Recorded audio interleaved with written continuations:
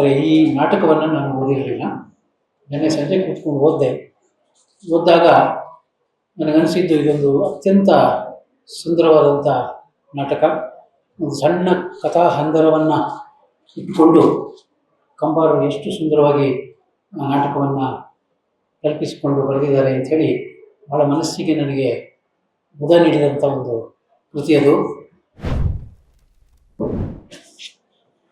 ಶ್ರೀ ಗುರುಭ್ಯೋ ನಮಃ.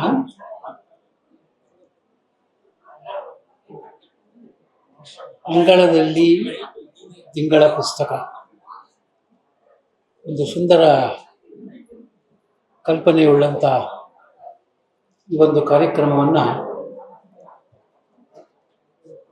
ಪುಸ್ತಕ ಅಭಿವೃದ್ಧಿ ಪುಸ್ತಕ ಪ್ರಾಧಿಕಾರ ನಮ್ಮ ಕಾಲೇಜಿನಲ್ಲಿ ಹಮ್ಮಿಕೊಂಡಿರೋದು ತುಂಬ ಸಂತಸದ ವಿಷಯ. ಅದಕ್ಕಾಗಿ ಮೊಟ್ಟ ಮೊದಲಿಗೆ ಕನ್ನಡ ಪುಸ್ತಕ ಪ್ರಾಧಿಕಾರದ ಅಧ್ಯಕ್ಷರಾದಂಥ ಡಾಕ್ಟರ್ ಮಾನಸ ಅವರಿಗೆ ಹಾಗೂ ಆಡಳಿತಾಧಿಕಾರಿಗಳಾದಂಥ ಕಿರಣ್ ಸಿಂಗ್ ಅವರಿಗೆ BHS ಆಡಳಿತ ಮಂಡಳಿಯ ಪರವಾಗಿ ನನ್ನ ಧನ್ಯವಾದಗಳನ್ನು ಅರ್ಪಿಸೋದಕ್ಕೆ ಬಯಸ್ತೇನೆ. ಈ ಕನ್ನಡ ಪುಸ್ತಕ ಪ್ರಾಧಿಕಾರ ಹಾಕಿಕೊಂಡಿರುವ 2 ಯೋಜನೆಗಳು ಕೂಡ ಬಹಳ ಸುಂದರವಾದಂಥ ಕಲ್ಪನೆಗಳು. ಅಂಗಳದಲ್ಲಿ ತಿಂಗಳ ಪುಸ್ತಕ ಮತ್ತು ಮನೆಗೊಂದು ಗ್ರಂಥಾಲಯ. ಈ 2 ಕಾರ್ಯಕ್ರಮಗಳು ನಿರ್ವಿಘ್ನವಾಗಿ ಸಾಗಿ ಕನ್ನಡದ ಮನೆಗಳನ್ನು ಮುಟ್ಟಲಿ ಅಂತ ಹೃತ್ಪೂರ್ವಕವಾಗಿ ಹಾರೈಸಿದೆ. ಎರಡನೇದಾಗಿ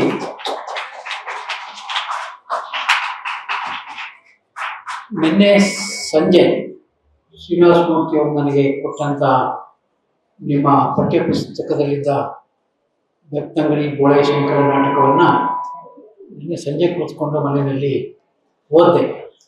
ಕಂಬಾರರ ಅನೇಕ ಕೃತಿಗಳನ್ನು ಓದಿದ್ದೆ, ಆದರೆ ಈ ನಾಟಕವನ್ನು ನಾನು ಓದಿರಲಿಲ್ಲ. ನಿನ್ನೆ ಸಂಜೆ ಕೂತ್ಕೊಂಡು ಓದಿದಾಗ ನನಗನ್ನಿಸಿದ್ದು ಇದೊಂದು ಅತ್ಯಂತ ಸುಂದರವಾದಂಥ ನಾಟಕ. ಒಂದು ಸಣ್ಣ ಕಥಾ ಹಂದರವನ್ನು ಇಟ್ಕೊಂಡು ಕಂಬಾರರು ಎಷ್ಟು ಸುಂದರವಾಗಿ ಆ ನಾಟಕವನ್ನು ಕಲ್ಪಿಸಿಕೊಂಡು ಬರೆದಿದ್ದಾರೆ ಅಂಥೇಳಿ ಭಾಳ ಮನಸ್ಸಿಗೆ ನನಗೆ ಮುದ ನೀಡಿದಂಥ ಒಂದು ಕೃತಿ ಅದು. ಅದನ್ನು ಇವತ್ತು ನಿಮಗೆ ಮನಮುಟ್ಟುವ ರೀತಿಯಲ್ಲಿ ಶ್ರೀನಿವಾಸ ಮೂರ್ತಿಯವರು ಹೇಳಿದಾಗೆ ವರ್ಷವಿಡೀ ನಾವು ಹೇಳೋದನ್ನು ಕೇವಲ 40-45 ನಿಮಿಷದಲ್ಲಿ ತುಂಬ ಸುಂದರವಾಗಿ ನಿಮ್ಮ ಮುಂದೆ ಪ್ರಸ್ತುತಪಡಿಸಿದಂಥ ಶ್ರೀ ವಿಜಯೇಂದ್ರ ಕುಮಾರ್ ಅವರಿಗೆ ನನ್ನ ಪರವಾಗಿ ವಿಶೇಷವಾದಂಥ ಧನ್ಯವಾದಗಳು. ಕನ್ನಡದಲ್ಲಿ ಒಂದು ಮಾತಿದೆ, ರವಿ ಕಾಣದ್ದನ್ನು ಕವಿ ಕಂಡ ಅಂತ. ಅಂದರೆ ಕವಿಗಳ ಕಲ್ಪನೆಯೇ ಬೇರೆ ಥರ. ಅದರ ವಿಸ್ತಾರವಾಗಿ ಇನ್ನೊಂದು ಮಾತಿದೆ, ಕವಿ ಕಾಣದ್ದನ್ನು ಕನ್ನಡ ಮೇಷ್ಟ್ರು ಕಂಡ ಅಂತ. ಕವಿಯು ಅಂದುಕೊಳ್ಳದಿದ್ದಂಥ ಕೆಲವು ವಿಶಿಷ್ಟ ಸಂಗತಿಗಳನ್ನು ಕನ್ನಡ ಮೇಷ್ಟ್ರು ಭಾಳ ಸುಂದರವಾಗಿ ವರ್ಣಿಸೋದನ್ನು ನಾನು ಅನುಭವಿಸಿದ್ದೀನಿ. ಇದೇ ಕಾಲೇಜಿನಲ್ಲಿ ಇದ್ದಂಥ ಕನ್ನಡ ಮೇಷ್ಟ್ರುಗಳ ಪಾಠ ಕೇಳಿ ಇವತ್ತು ನನಗೆ ಆ ಹಳೆಯ ನೆನಪುಗಳು ಮರುಕಳಿಸಿದ್ವು. ವಿಜಯೇಂದ್ರ ಅವರ ಕಂಠ ಎಷ್ಟು ಸೊಗಸಾಗಿತ್ತು, ಅವರ ಪ್ರಸ್ತುತಿ ಎಷ್ಟು ಸೊಗಸಾಗಿತ್ತು,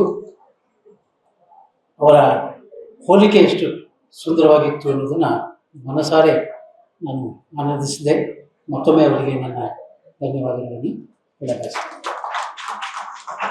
ನಾಟಕವನ್ನು ಇಷ್ಟೊತ್ತು ಉಪನ್ಯಾಸವನ್ನು ಕೇಳಿದಿರಿ, ಮನನ ಮಾಡಿಕೊಂಡಿದ್ದೀರಿ. ಅದನ್ನು ಸರಿಯಾಗಿ ಬಳಸ್ಕೊಳ್ಳಿ.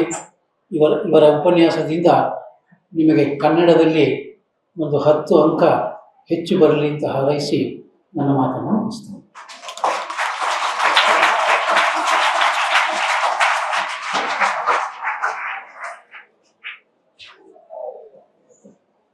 ತಮ್ಮ ಚಿಕ್ಕ ಚೊಕ್ಕ ಭಾಷಣಕ್ಕೆ ಧನ್ಯವಾದಗಳು ಸರ್.